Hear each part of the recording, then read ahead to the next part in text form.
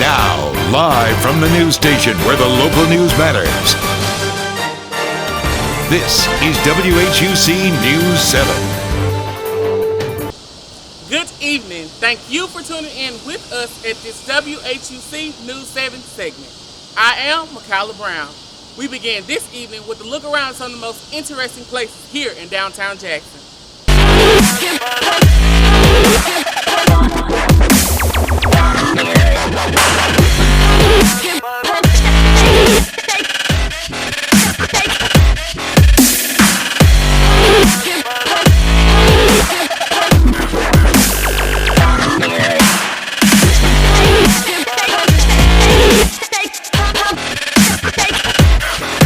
Downtown Jackson is the central hub of the Mississippi capital city, poised with rich historic past and a diverse offering of art and culture and music and cuisine. Downtown Jackson has so much to offer. It even has one of the prettiest mansions in the state of Mississippi. That's right, I'm talking about the Governor's Mansion right behind me. This mansion has been the residence of Mississippi governors and their families since 1842. In 1975, it was designated a National Historic Landmark. Architectural historians consider this Mississippi Governor's Mansion to be one of the finest surviving examples of the Greek Revival style in the United States. Right around the corner during Reconstruction, this street was forged by Black Mississippians searching for a place to call their own. Sherry Washington is a historic fair street to reflect back on Jackson's past. Well, MeKiyla, there's something interesting about where I am standing. Right behind me, you can see the Alamo Theater, where James Brown presented his movie, Get On Up. And I'm also on the historic Ferry Street. And this street is the only African-American historic site listed on the National Register that was built by former slaves whose great-great-grandchildren still work and live in the district. This once busy community used to be aligned with people and cars everywhere. Although most of the businesses are now closed, there's still a florist shop that was erected by Negro Masons in the 1900s and a funeral home that was established in 1903. There's also a place to get something to eat at the Big Apple Inn.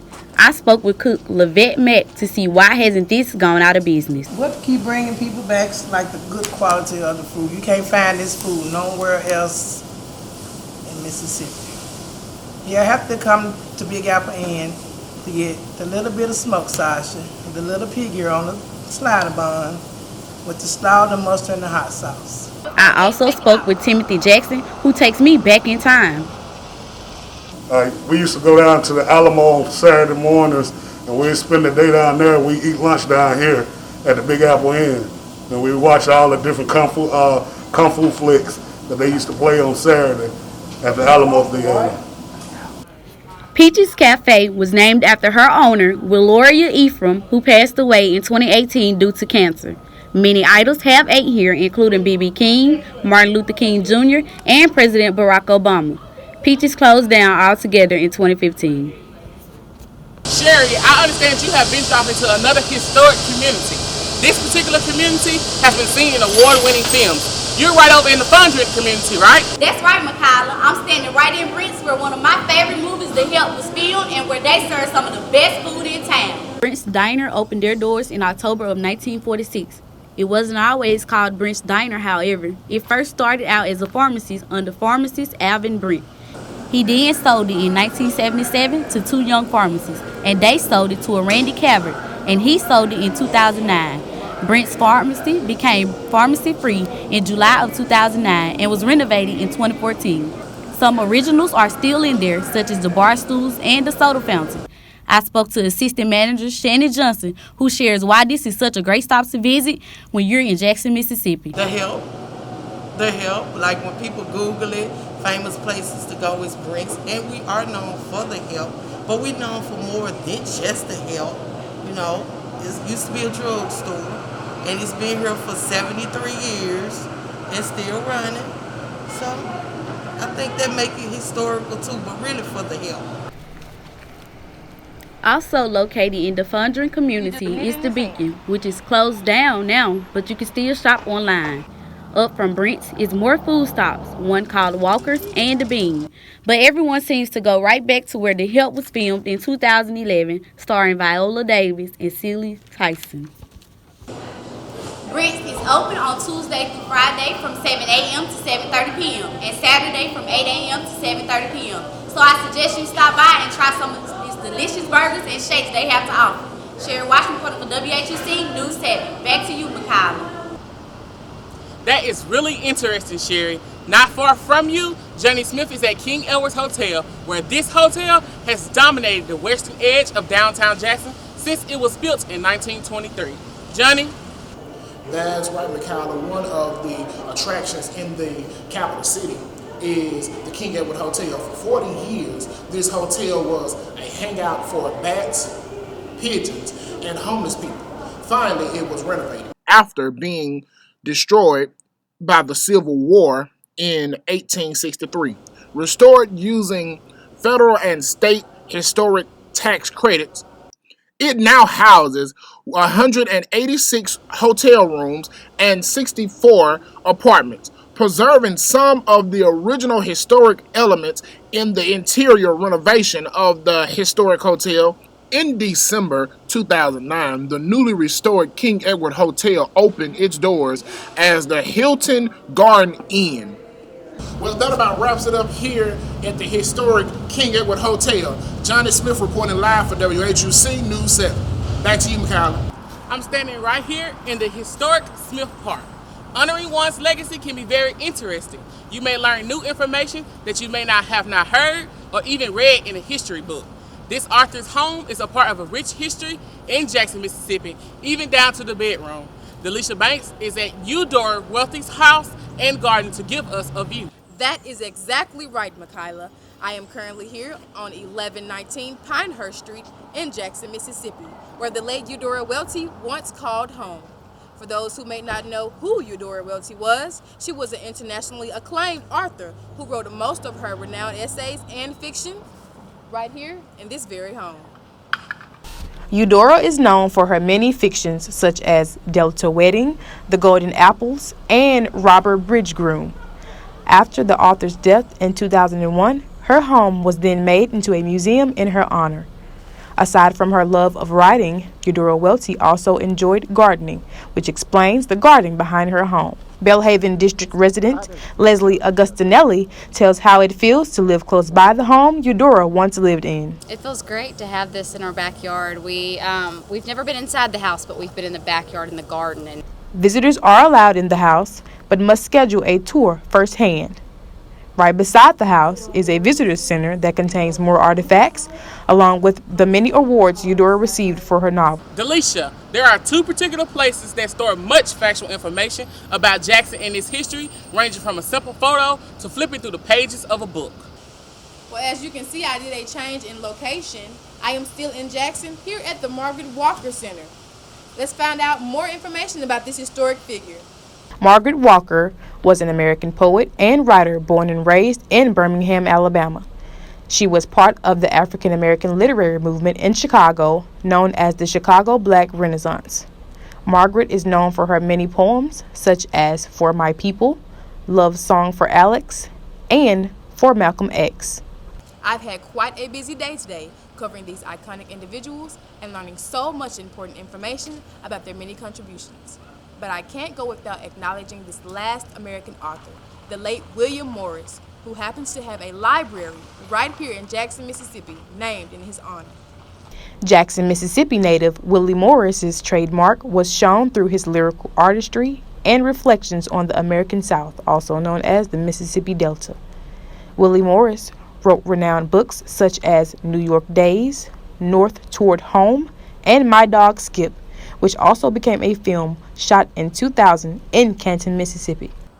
I must say I am honored to have learned so much history on today that I did not know about before. Delisha Banks reporting for WHUC News 7. Back to you, MeKiyla. The infamous events of the Mississippi Civil Rights era opened the eyes of our nation and provided a window through which the entire world could observe the plague of racism and the power of those willing to fight for freedom and justice.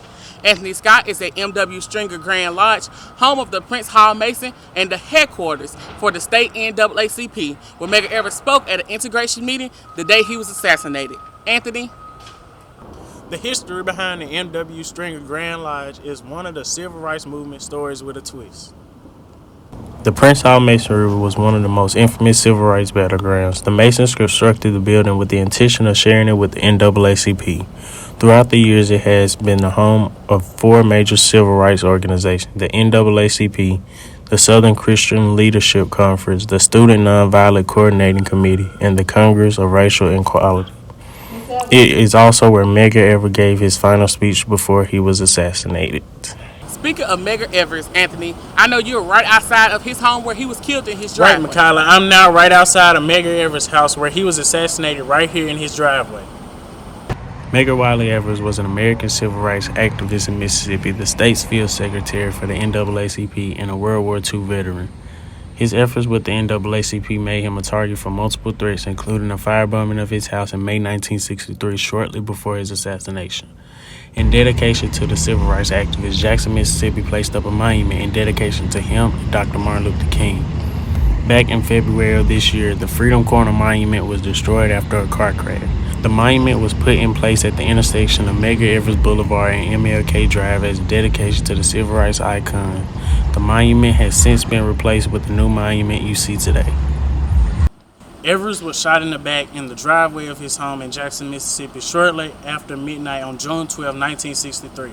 He died less than an hour later at a nearby hospital. Anthony Scott reported for WHUC News 7.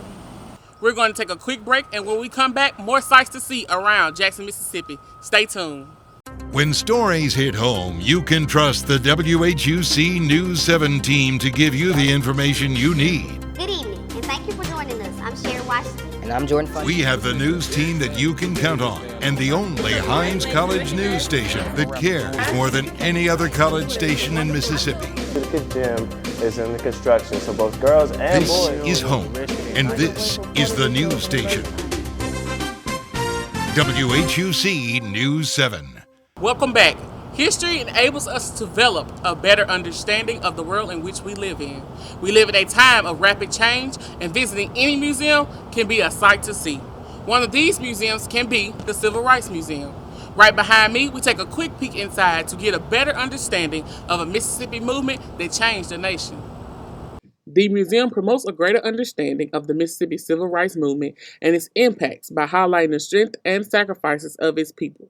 Visitors will witness a freedom struggle in 8 interactive galleries that show a symmetric opposition of Black Mississippians and their fight for equality that transformed the state and nation. 7 of the galleries encircle the central space called This Little Light of Mine. There, a dramatic sculpture glows brighter and the music of the movement swells as visitors gather. There is no greater display of hospitality than sharing food around the table with family and friends. Mississippi's hard-working farm families know this and live up to the state's nickname, the Hospitality State, by feeding the world. The vision for this museum is to cultivate an appreciation for the Mississippi agriculture. Renia Townsend is at the Mississippi Agriculture and Forestry Museum. Renia?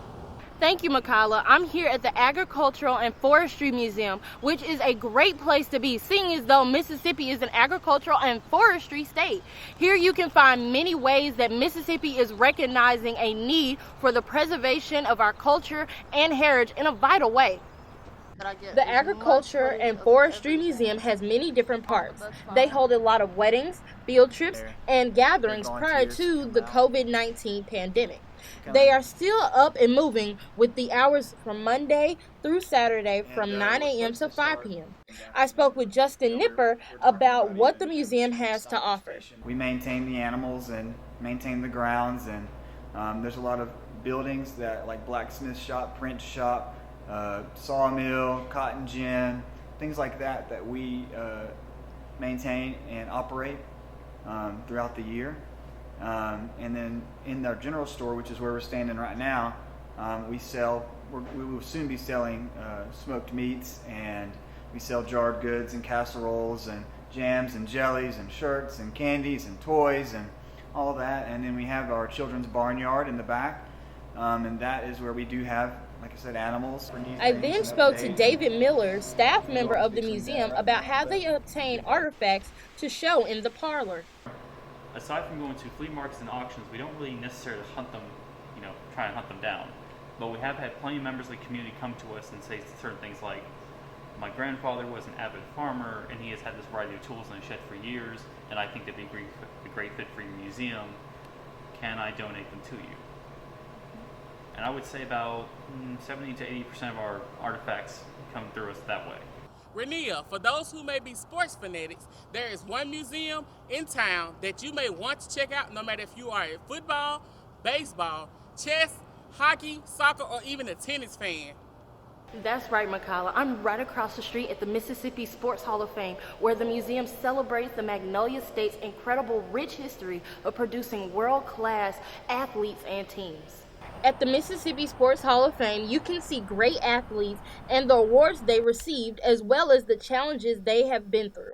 I spoke to the building engineer, Lorenzo Sutton, about what the Sports Hall of Fame holds of Mississippi's history. We have a lot going on, and we cover every possible sport that you can possibly think of that has gone on in the state of Mississippi. Every highlight that you can think of that whatever has ever happened around here, I'm pretty sure that we do have it. And we cover a vast knowledge of so much history of people that have came through that have made a huge impact on every possible sport that we can think of that's known to man around here.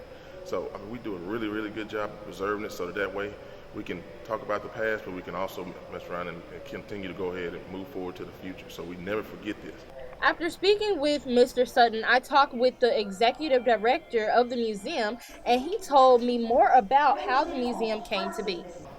In the early 90s, it was discovered they didn't really have a place to showcase and put the awards and to actually honor the people that were being inducted. And a group of local business people went together and formed the Mississippi Sports Foundation. And from that came the idea of having a place to showcase all of the history of the great athletes that this state has produced. The mission for the Mississippi Sports Hall of Fame is to preserve, protect, and promote Mississippi's rich sports heritage for this generation and future generations. Well, that's all the greatness we have in this corner. I'm Renia Townsend with WHUC News 7. Back to you, MeKiyla. Can you believe that the Sports Hall of Fame Museum all started over a casual lunch of red beans and dreams? Visiting Jackson, Mississippi is always a treat.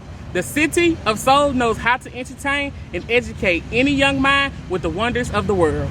We go over to the National Science Museum, where Nigel Williams shows us the wonders of science.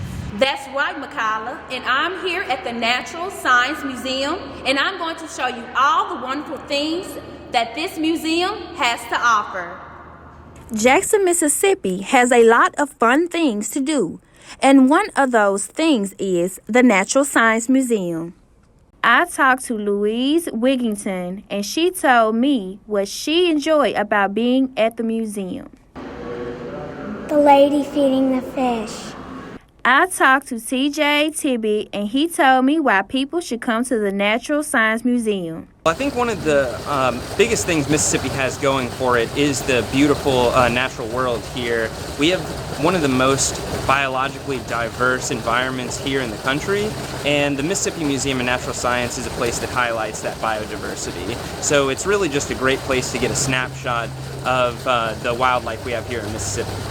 I'm here with Mr. Coy Wright, and he is a biologist here at the Natural Science Museum.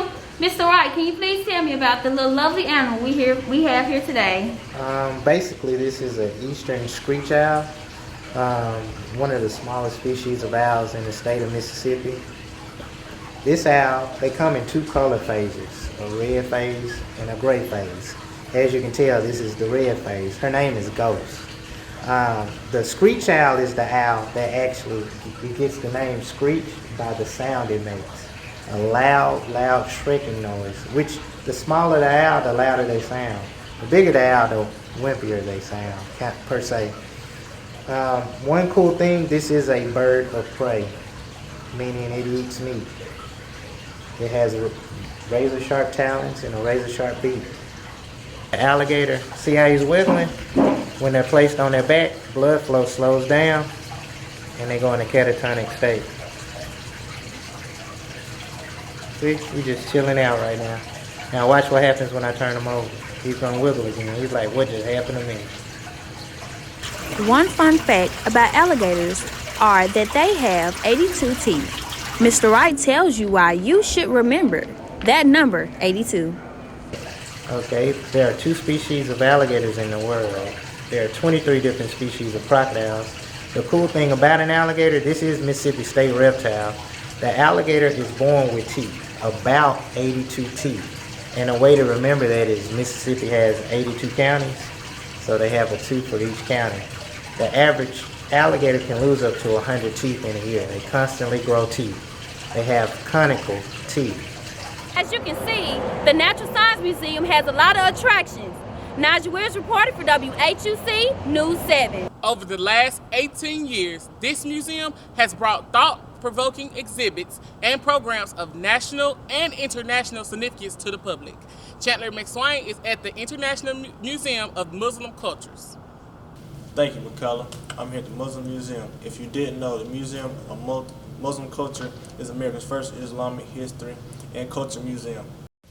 One of the goals of this exhibit is to help visitors discover what Islam, Christianity, and Judaism have in common and build bridges of understanding. I talked with one of the tour guides on why it is important for people to know the history of Islam.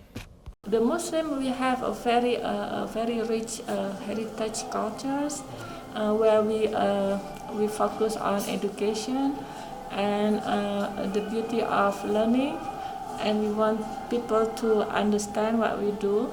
And most of the African American who came from this region, in particular Timbuktu, Mali, they come with a very extensive Islamic background, and we should value this value so we can learn something from them. Over the last 18 years, the International Museum of Muslim Culture has brought thought-provoking exhibits and programs of the national and international significance to the public. I'm Chairman Swain, reporter for CNP News. Back to you, MeKiyla. If you are not interested in the history parts of Jackson and just want to spend time with your family and allow the children to enjoy the sights away from home, a zoo can be a perfect place to go to, the Jackson Zoo in particular. Ashley Johnson's bring us enjoyment in the variety of animals located in the city of Seoul. Thanks, MeKiyla. Another must-see from people who are visiting Jackson is the Jackson Zoo. The Jackson Zoo was established in 1919 and exhibits over 120 species and approximately 250 individual animals, providing the public with an extraordinary opportunity to see wildlife at its best. Due to COVID-19 concerns, they are open to the public with a limited capacity of 500 people on Saturdays from 10 a.m. to 4 p.m. and Sundays from 11 a.m. to 4 p.m. Our original train was a C.P. Huntington 1863 replica steam engine, which was installed in 1972.